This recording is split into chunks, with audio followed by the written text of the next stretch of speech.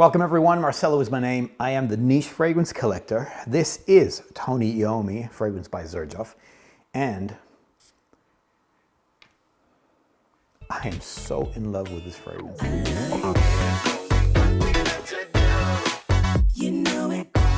This fragrance was released in 2021, but I only came across it last year in 2022.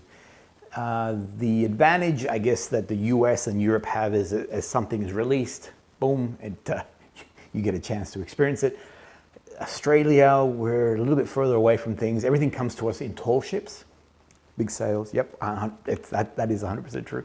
And so it takes a lot longer for us to get these releases that are coming out. It was mid last year. I happened to be in Europe and I had a chance to encounter Tony Iommi. When it comes to a fragrance, it ticked every box that I love. One, the complexity of a fragrance. I love a fragrance that begins somewhere, moves to something else, evolves around. I love when it comes to the actual notes, the complexity of notes that are in there and the harmony that these notes create with one another. I mean, things like patchouli and leather, rum and passion fruit, you know, how does all of rose, how does all of that come together? But yet the whole fragrance is so harmonious in the way that it starts, the way that it evolves, and then finally into the dry down. I find that this fragrance has incredible longevity. It just has beautiful sillage and projection to it. There are just so many components to this fragrance that, for me, it just ticks all these boxes. On opening, you're getting a beautiful bergamot, rum, geranium, and passion fruit. In the heart is cinnamon, rose, patchouli from Singapore, and leather. Then in the base, Australian sandalwood, an ambergris, vanilla, tonka bean, caramel, labdanum, and musk. To read those notes on card, you have a perception as to what it might possibly be. In my opinion, none of these really takes a 4 in it. So patchouli can sometimes be a very dominant, overpowering scent note in fragrance. Rose can also become quite prevalent. Vanilla, I mean, these are notes that are really want to sort of push themselves out. But I find that the fragrance has this wonderful balance. You get these particular notes at certain part, but none of them really goes, I am a patchouli fragrance, or I am a vanilla, oriental style, ambery kind of fragrance. Everything works together in harmony. The way I feel that this fragrance evolves, when it opens, it comes out with this beautiful rum-like quality to it. There is a booziness in there, but there is a passion. That passion fruit is very distinct. Now, to my nose, the passion fruit has a slight sweet but acidic sort of component to it. There is a beautiful rose that also begins to emerge. And I'm getting on opening this leathery note. That leathery note doesn't linger too long. It does sort of fold back into the background. And I find that the rum-like quality also sort of comes off a little bit as it moves through into that, I guess, at the evolution of the fragrance, probably give it another hour or so. I'm getting a caramel, vanilla-like quality to it. However, I still get that beautiful passion fruit, a little bit of that booziness from that rum. But now that patchouli, that earthiness of the patchouli begins to come through also. I've been wearing it today, actually. The caramel, the earthiness of that patchouli, the little bit of that rose comes through. This is, in my opinion, a divinely complex, just this wonderful, just this beautiful harmony. And I said harmony at the start, and maybe once I start editing, I'll realize that I've said harmony like 7,000 times.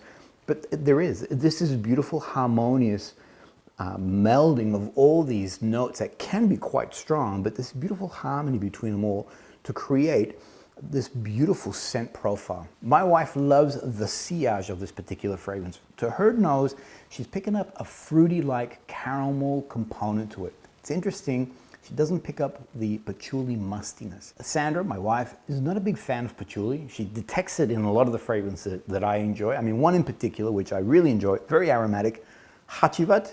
She doesn't enjoy it. She doesn't like it when I'm wearing it. She can actually, I don't know how she does this, but she can detect that patchouli note. Whereas I feel that patchouli is a big player in this particular fragrance, and I'll go into a little bit more on that. But yet the patchouli note doesn't dominate. It doesn't overextend itself in place of all those other notes. The fragrance has 12 plus hours.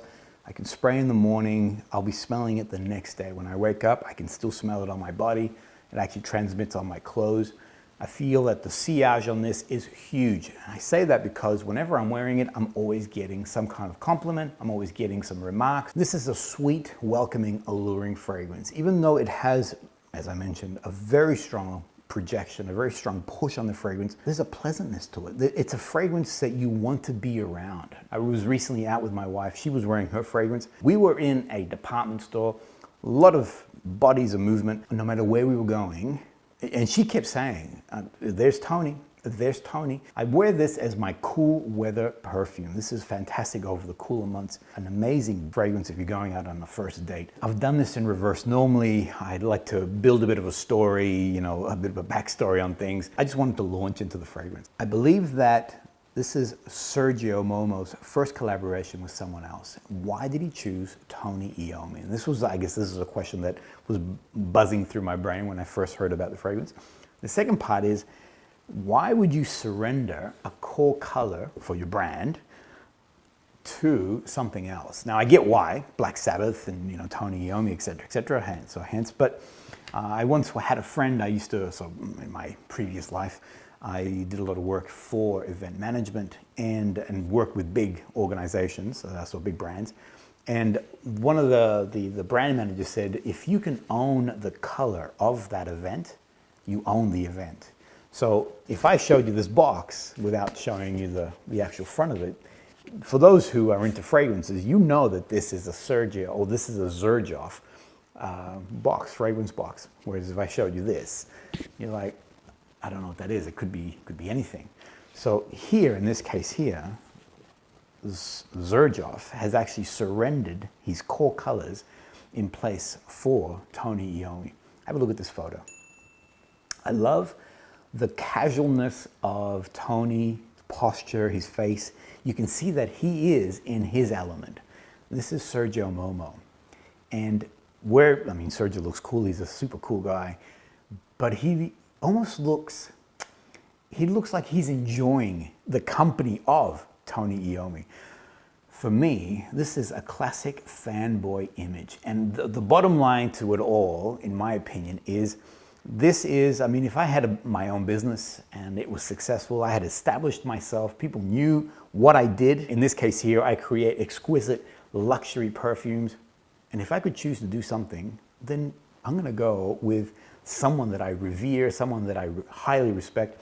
Sergio, which I didn't know until I started to explore. Sergio is actually an accomplished guitarist, and he is a huge fan of Black Sabbath and Tony Iommi. Now, for me, if I had my opportunity, I would grab my cameras, I would hang out with George Clooney, I would, and I would say, George, do you want to bring Brad Pitt? And I would create something. So for me, I almost feel like this is the same thing here. Sergio is like, well, you know, I can do anything I want. What do you want to do? I want to hang out with Tony Iommi. It was during the 2020 lockdowns that we all experienced throughout the world that Sergio actually reached out to Tony. And in Tony's words, if we do this, I want to be part of the whole process. I don't want to just put my name against something. Sergio asked him, give me some notes that you love. And so the notes that you see in the final fragrance are actually notes that Tony wanted to include, in particular, patchouli. For him, Tony's words again, patchouli was the smell of the 60s and 70s, and he wanted to make sure that patchouli was a major part of this particular fragrance. So why the fanboying over Tony Iommi? Apart from the fact that the band, Black Sabbath, is actually the father of heavy metal music, so they were the groundbreakers when it comes to that really rich, heavy metal music sound. Actually, they got rid of the rhythmic guitar, and it was basically the guitar and a bass guitar with drums. Tony is accredited to tuning down the instruments by 3 semitones. Now what that did, and this was on purpose, what that did, it created this raw, rich baritone sound, this deep baritone sound, which is what he was after. If you look at the album, which was released in 1971, Master of Reality, that album stacks up to today's music. You listen to Children of the Grave, listen to that particular track, that is like it was released 3 days ago. It's got this incredible beat. Another thing that Tony was accredited to was this light and shade. And I love that even no matter what is the art, no matter what art you're doing, you have there is a need to create this flow when it comes to the art itself. It's clear in perfume. The harmony of notes. You need strong notes to come forward, those heavier molecules, the lighter ones, this play between, you can't just have a heavy fragrance or a light fragrance, because then the perfume doesn't work as well. Same thing existed, or Tony realized, same thing existed in music. So here it was, this music that was thumping and just full of energy. So what he did, to create this light and shade, he created these other tracks on that album, just to slow things down, to bring the audience down a bit, but also to accentuate when that music really started to amp up. I love the track Embryo, has this medieval sound. 30 seconds, 40 seconds later, in comes in this galloping Children of the Grave. I'm telling you, you need to listen. If you haven't had a chance to listen to Master of Reality, have a listen to this album. This will give you an idea of the creative genius that is Tony Iommi, and the work that he did in ushering this whole new genre. Another thing that's totally amazing about Tony, at the age, so he was always a musician, so he was always deep into, his whole family were musicians. He loved the guitar. He came from a working class family, industrial area, Birmingham in England. At the age of 17, he found his first break. He was actually going to be part of a band, and which was going to give him an opportunity. He quit his job. He was working in a sheet metal factory. He went for his last shift. Actually, this is from Tony's own words. When I heard that, it's almost like, just one more. You've been skating down a hill on your hands, and it's all been fine. And then you think to yourself, you know what? One more. It's not going to hurt. So he went to his last shift. In his last shift, he accidentally cut off on his right finger the tips of his ring and middle finger. Doctors said he'd never be able to play the guitar again. The owner of the sheet metal factory went to see him in hospital and showed him a guitarist, a Spanish guitarist who was playing flamenco, who had lost 2 of his fingers, I believe. This inspired Tony to go, right, stop, I guess, wallowing in self-pity. What am I going to do about this? It then encouraged him to find a way to play again. This encouraged him to find different kinds of string, to tune down his instruments a little bit more, and as a result, created what is now known as that Tony Iommi sound. So from a very bad situation, from adversity, he was able to create something that became his own signature. I think it's pretty awesome that Sergio is fanboying in the way that he is. Sergio has the ability to create something, I guess, in honor, in respect to one of his heroes. I love everything that Sergio has done when it comes to the fragrance, apart from the fact that the fragrance is spectacular. I love all the finishing touches in true Xerjoff style. I love that actually on the bottle itself. Why is it called Monkey Special? The Gibson guitar that Tony Iommi had, that's iconic to him, it was called Monkey because he had a sticker of a monkey on there.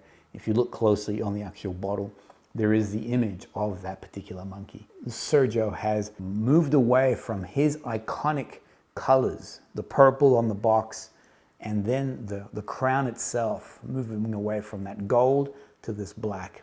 I don't know, I love all these, and then there's the plate on the front also, moving away from gold to this beautiful black in honor of Black Sabbath and Tony Iommi. If you haven't had a chance to check out Tony Iommi as a fragrance, I'd strongly encourage you. This is my second bottle. I don't buy 2 of anything. This is my second bottle. It's one of those fragrances that I don't want to run out on. I love wearing it. It's something that just makes me feel happy in the smell. Makes those who are around me also, in particular my wife, loves when I'm wearing Tony Iommi. Awesome fragrance, strongly recommended. Thanks everyone. Look forward to your comments on this. We'll see you guys all on the next episode.